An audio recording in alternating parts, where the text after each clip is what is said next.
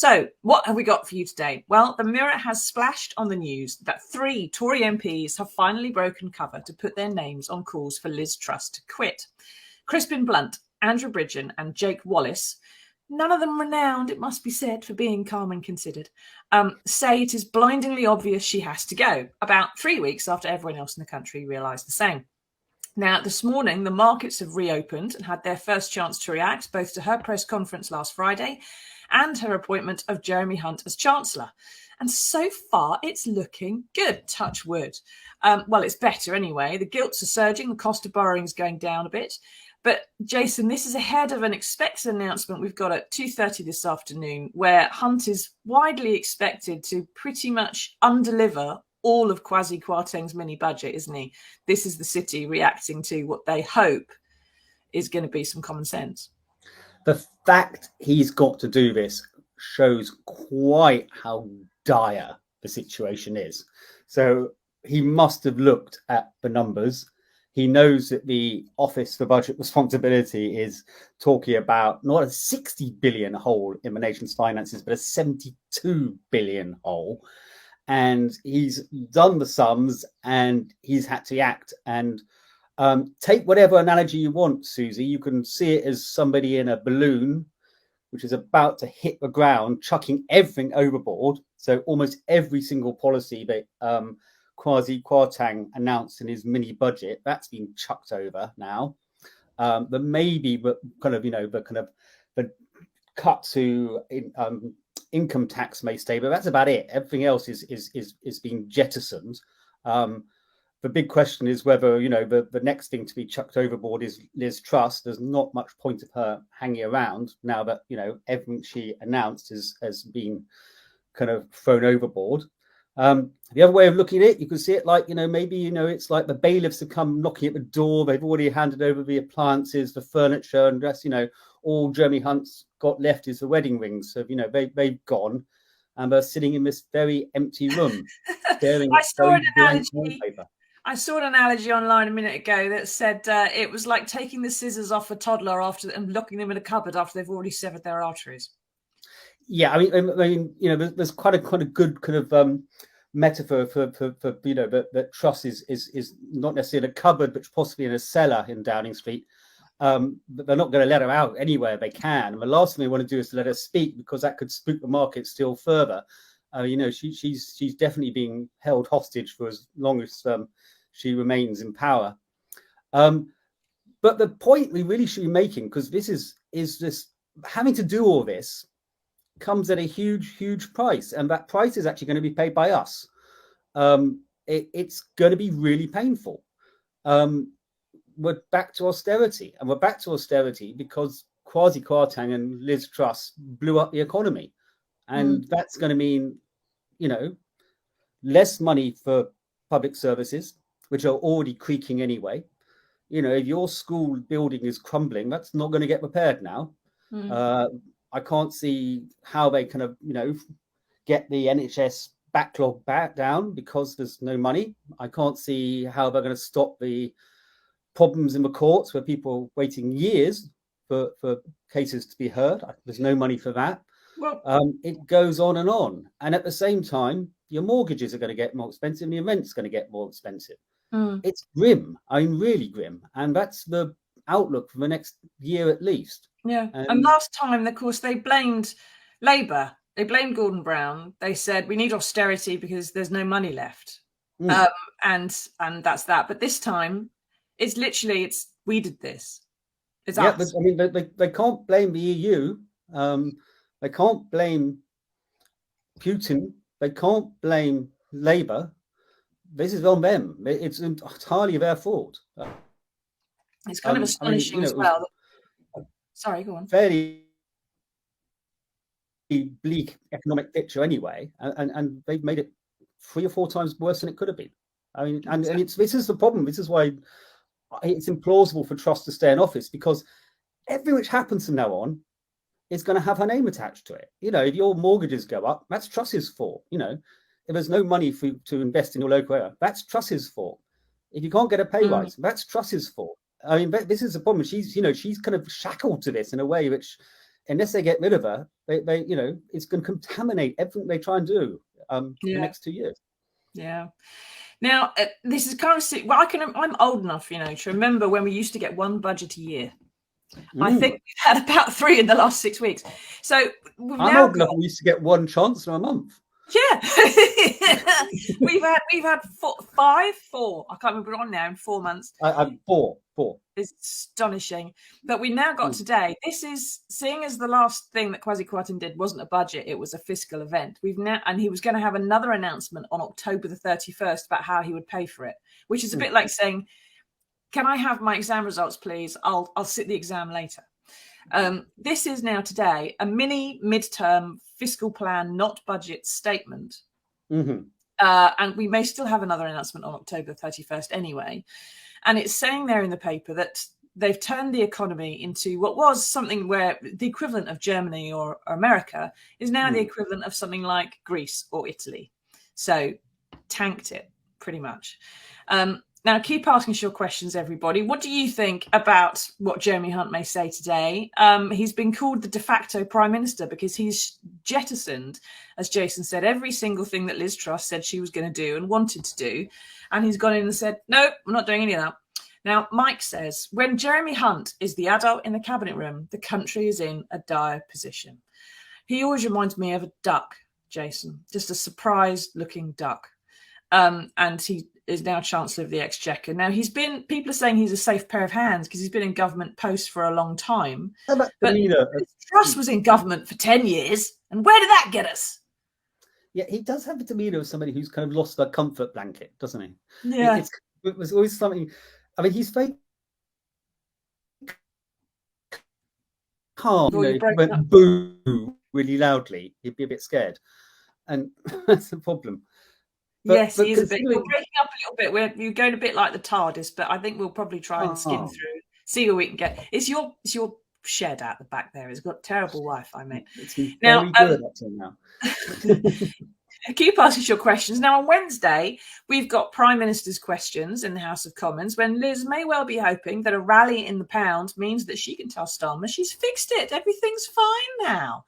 But he's still going to rip her apart for having had to throw every single one of her ideas out and saying, if I was Keir Starmer, I'd say, well, Mr. Speaker, I don't know why Liz Truss, the MP for South Norfolk, wherever it is here, because the Prime Minister is obviously the Chancellor of the Exchequer, is sat next to her. He should be answering the questions.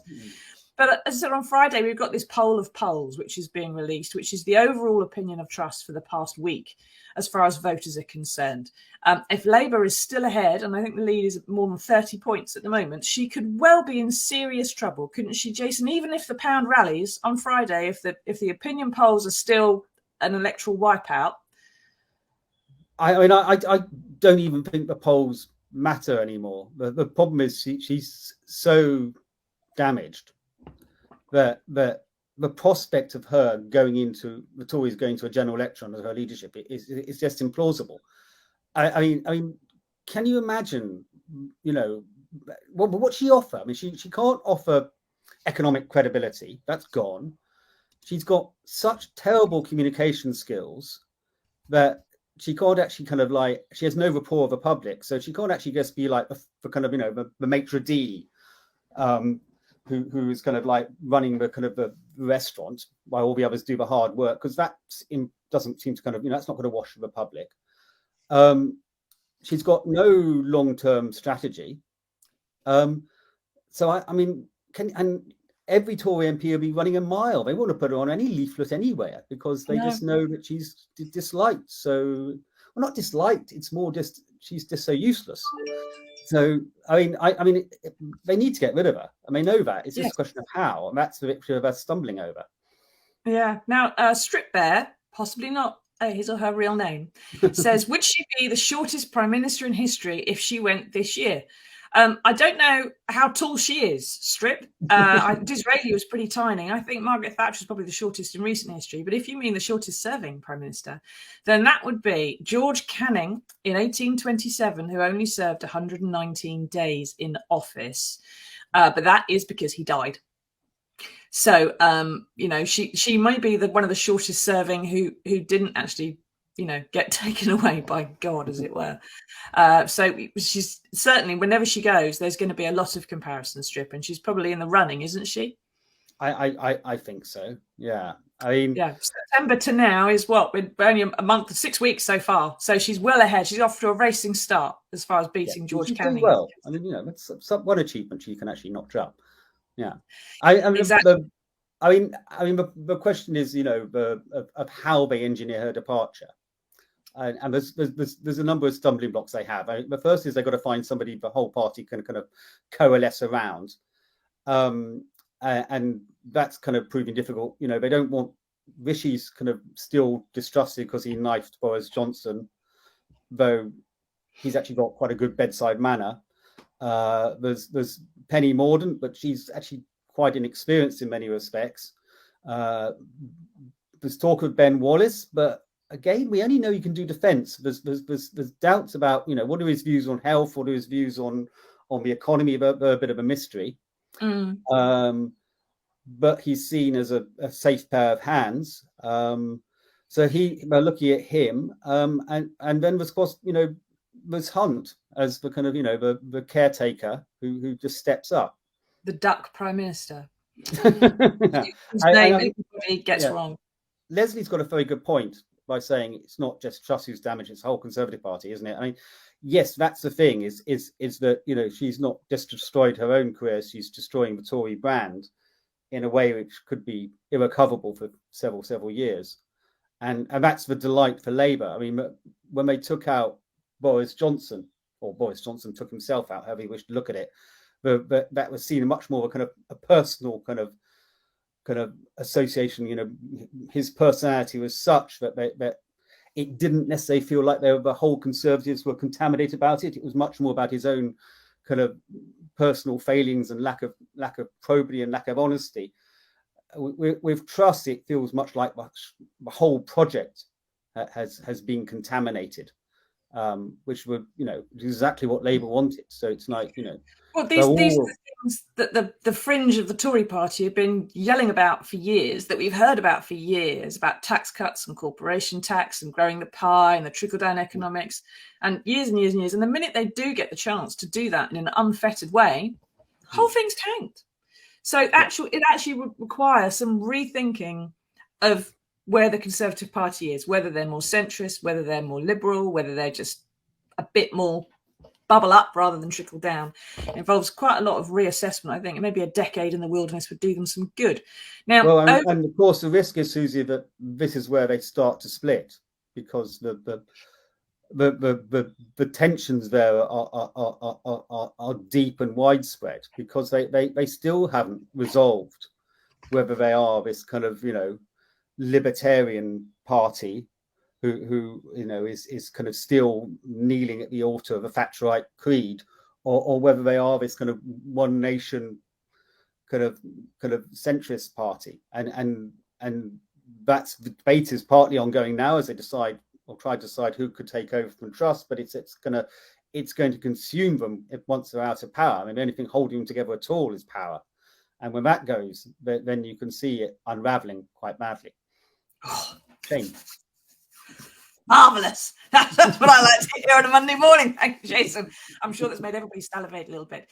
Now, keep giving us the questions, ask us your comments. Now, in the comments, there is a link to a live stream being run right now by the Daily Star. And it is live streaming Liz Truss versus a lettuce, trying to work out which one is going to last longer. Do go and click on it. Keep it up all day, because you may well find that she's looking a little more weathered and brown around the edges as things wear on. But it's quite worth doing. Well done, the Daily Star. Now, in the sidebar on page 4 in this story, it's reported that if the Tories, if there was a general election held tomorrow, 10 cabinet ministers would lose their seats. The names are amazing. And my word, I would stay up all night to watch these tumble. We've got people who would go, include Jeremy Hunt, Therese Coffey, the Deputy Prime Minister, Tory Chairman Jake Berry, and Jacob Rees-Mogg. Mogg would be toast. There's a mega poll here, and it shows that the Tories would lose 219 MPs, including the Secretary of the Treasury, Simon Clarke, the Levelling Up Secretary, Anne-Marie Trevelyan, who's Transport, Chloe Smith at Work and Pensions, Robert Buckland at Wales, and even the COP26 president, Alok Sharma.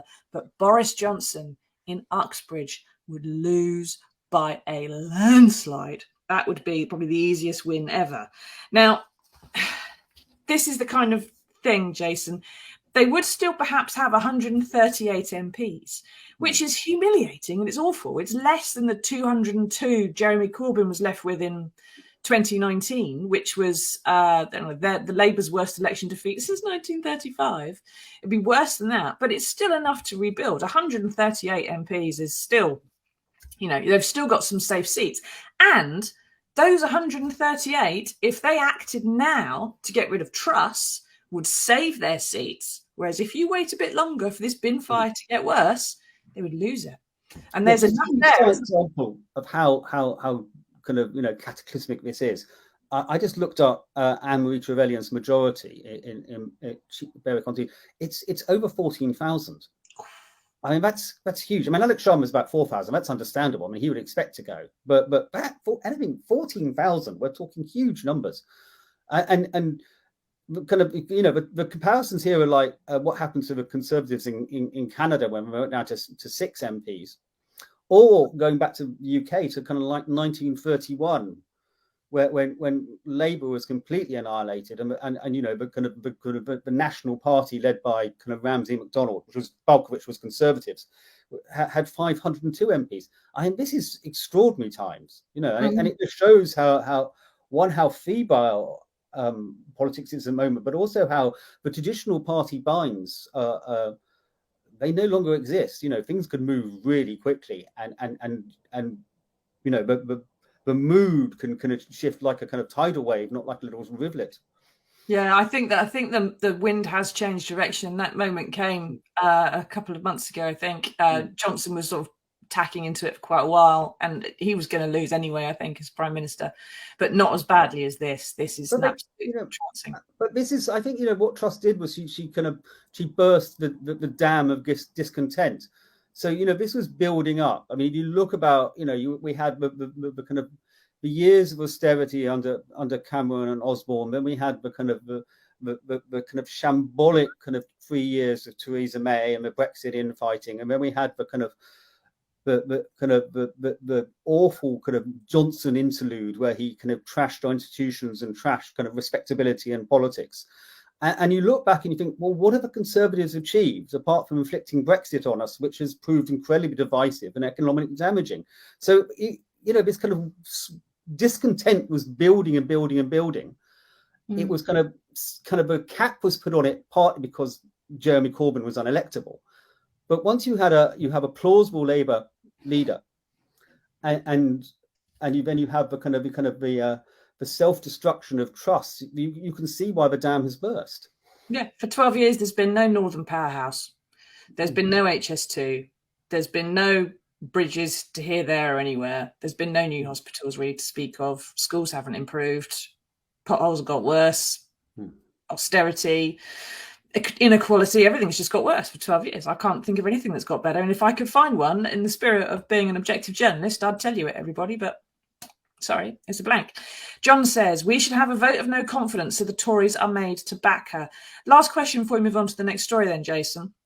138 MPs who know their seats are safe today, but perhaps not safe tomorrow, is enough to bring down and collapse the government. If Keir Starmer were to table a vote of no confidence in the government, those 138 have to either abstain or say, no, this is fine. Is that a way forward? Is that a mechanism? I think Labour would love to try and engineer that vote if they can, but they're quite difficult under the kind of Commons rules because the government actually basically has control of what happens in the Commons to organise. And that would be, this is where the Tories would start getting kind of rather trying to move behind the scenes first, because they know that they don't want to be put in that embarrassing situation where Labour can go into election saying you back Liz Truss in a vote. So, I mean, my money is that the rules at the moment is that Truss shouldn't have to face a leadership challenge for 12 months. These rules are made by the 1922 committee of Tory MPs. They can be ripped up as quickly as they are made. it's more likely we'll get a delegation of Tory grandees who will go to Truss and say, look, leave with dignity or leave with no dignity. That's your choice. But that's even worse, isn't it? Because then you just get someone imposed on us again. You're even further from the mandate they had in 2019. And the general public, anybody, Tory voters as well, they all want a general election. Yep.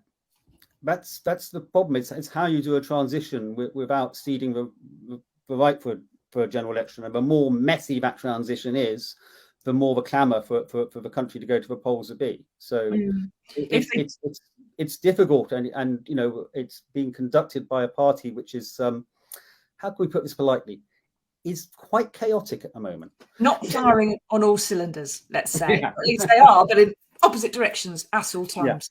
We'll have to see. If I was Keir, I'd be trying to engineer that vote, because I think that's the only way. And if they are going to impose someone on us, I think they've got to impose someone who immediately calls a general election, because it's the only way that the country actually recovers. Yes, they'd lose to Labour, but at least they'd get some dignity on the way out. Be the ballot box that did for them rather than themselves.